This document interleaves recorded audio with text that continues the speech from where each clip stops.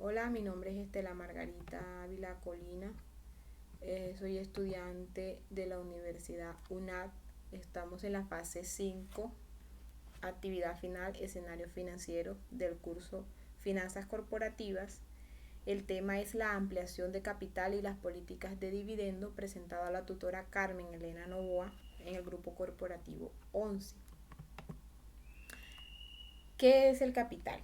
Bueno, el capital comprende los recursos, valores y bienes de una empresa que se utilizan para generar otros recursos que también producirán valor. Ejemplo, una máquina de coser, ya que con esta máquina bien se fabrica una serie de productos que serán comercializados y darán dinero, es decir, valor.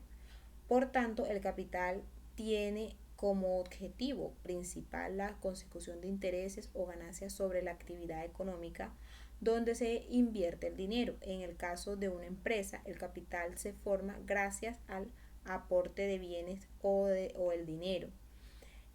Por otra parte, los socios con el objetivo de que crezca en el futuro y les reporte beneficio a todos. Ahora bien, ¿qué es la ampliación de capital? Como habíamos definido anteriormente, se utiliza para aprovechar los recursos de la empresa para llevar a cabo una serie de acciones que sean beneficiosas para la empresa. Sin embargo, esta acción no es sencilla e implica una serie de cambios dentro de una empresa que afecta a toda la entidad. Por ejemplo, si se cambiara el ROE. Y existen dos formas principales de realizar esta operación financiera, que son la emisión de nuevas acciones, que esta dice que ella da la posibilidad de ingresar a la entidad a nuevos accionistas. La segunda, el incremento de valor nominal de las acciones cuando el antiguo socio realiza un nuevo depósito de capital. Ahora bien, las causas para necesitar una ampliación de capital pueden ser: primero, realizar nuevas inversiones; segundo, necesitar financiación para crecer y tener una deuda destacable; tercero, a través de una ampliación de capital, esta se podría rebajar el importe de la deuda y estar en mejores condiciones para socializar financiación; y la cuarta, por último, poder pagar dividendos mediante acciones. Existen diferentes formas para llevar a cabo una ampliación de capital, siendo las más comunes la ampliación por emisión de nuevas acciones. Esta quiere decir que esta nueva acción podría adquirir los nuevos socios o bien a terceros ajenos a la sociedad, aunque en este último caso los socios suelen tener lo que se denomina derecho a suscripción preferente.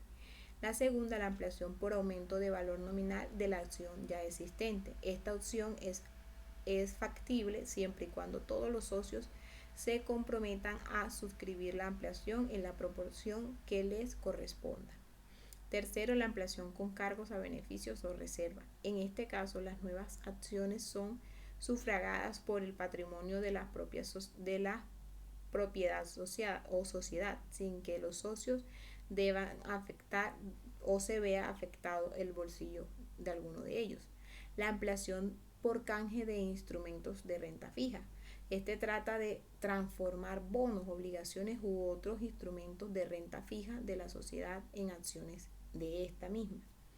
Y por último, la ampliación por compresión de créditos. En este caso se exige el consentimiento de los acreedores y un informe del órgano de administración de la sociedad donde se detallen las características de los créditos a compensar, su importe y el número de acciones que les corresponderán. También podemos hablar sobre unos factores que son a la par. El precio de las nuevas acciones es el mismo que el que tenían en las antiguas. Por encima del par, el precio de las nuevas acciones es superior al de las antiguas. Y la liberada dice que las nuevas acciones son gratuitas por los socios, ya que el paso se realiza con cargos a las reservas de sociedades. No obstante, la emisión podría ser también parcialmente liberada, lo que supondría que una parte del pago se haría con el cargo o reservas y la otra la sufragaría los accionistas. Una de las formalidades legales de una ampliación de capital es la modificación de los estatutos. Por ello se debe cumplir con una serie de formalidades legales, entre ellas la obligación de hacer público el contrato mediante escritura pública ante el notario y posterior la de la inscripción en el registro mercantil. También podemos encontrar dos recomendaciones que son las aplicables al inicio y al final de la ampliación del capital. Es por ello que la ventaja de la ampliación de capital para una empresa son de mucha importancia porque permite que el startup siga prosperando y creciendo. El crecimiento es rentable para las empresas y el crecimiento rápido es lo que es más aún. Pero el crecimiento siempre trae consigo nuevas necesidades de financiación. En definitiva, es una forma muy interesante de inyectar nuevo capital de startup que no presiona sus imágenes y evita los intereses de un préstamo bancario. Para concluir, la ampliación de capital es un proceso mediante el cual una empresa incrementa su base financiera al emitir nuevas acciones o valores negociables. Este mecanismo le permite obtener fondos adicionales que pueden, que pueden destinarse a diversas necesidades, como la expansión de las operaciones, la adquisición de activos, la reducción de deudas o el impulso de los proyectos estratégicos a través de la ampliación de capital. Las empresas buscan fortalecer la posición financiera, mejorar su capacidad de inversión y en última instancia generar valor para los accionistas. Ahora bien, vamos a hablar sobre las políticas de dividendo o política de dividendos. Primero, quiero decir que es un dividendo. Un dividendo es el pago hecho para una empresa o sus accionistas, ya sea en efectivo o en acciones. Es el pago que se realiza como distribución de los beneficios de la empresa. Ahora bien, la política de dividendos se ha convertido en uno de los temas más controvertidos en las finanzas corporativas, ya que determina el valor de una empresa.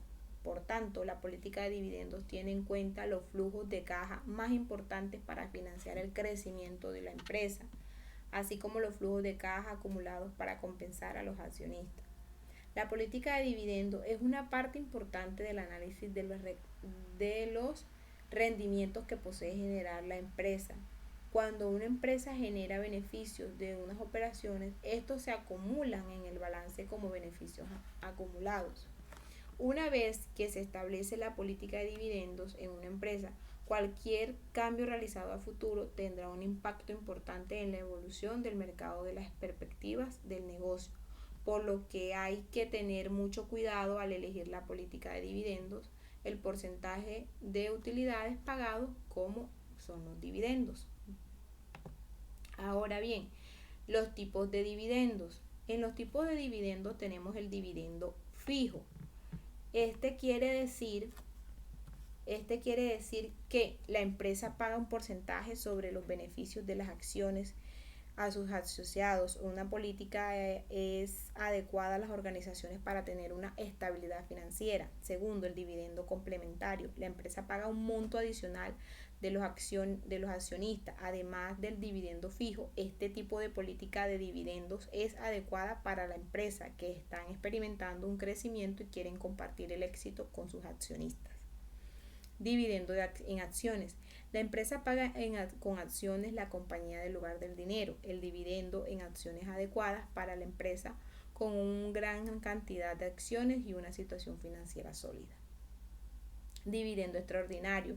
La empresa paga un monto adicional a sus accionistas. Además, los dividendos regulan. Este también es ideal para la empresa que están teniendo un gran éxito y quieren compartir el beneficio con sus accionistas. Bueno, aquí tenemos estos son los factores que influyen en la política de dividendos. Dice las restricciones legales. Las restricciones sobre los pagos de dividendos, por ejemplo, los dividendos comunes no se pagan hasta que se cancele Los preferentes o el pago de dividendos no puede extenderse en la cuenta, es decir, en utilidades retenidas del balance general. 2. Limitaciones contractuales. El contrato de la deuda de emisión o bonos limitadas en el pago de los dividendos a las utilidades generadas después de obtenido el préstamo hasta que mejoren su desempeño financiero. 3. Factores que influyen a los dividendos, a las políticas de dividendos. Este quiere decir que estas restricciones internas tienen la disponibilidad del efectivo o pago en los dividendos solo en efectivo. Perspectivas del crecimiento. Estas hablan de las fuentes alternativas de capital, oportunidades de inversión, oportunidades rentables de inversión. Consideraciones sobre los propietarios. El deseo de los accionistas por utilidades limitadas y no por utilidades futuras. Oportunidades de inversión o de propietarios. Consideraciones sobre el mercado, el contenido informativo de los dividendos, señales positivas o señales negativas.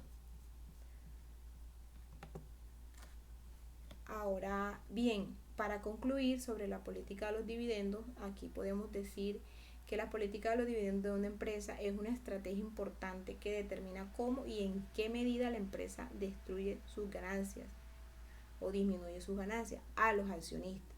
Al establecer estas políticas, las empresas buscan equilibrar las recompensas de la inversión con la necesidad de reinvertir en la propia empresa para financiar el crecimiento de los proyectos futuros, la elección de pagar los dividendos en efectivo, emitir acciones adicionales o retener ganancias.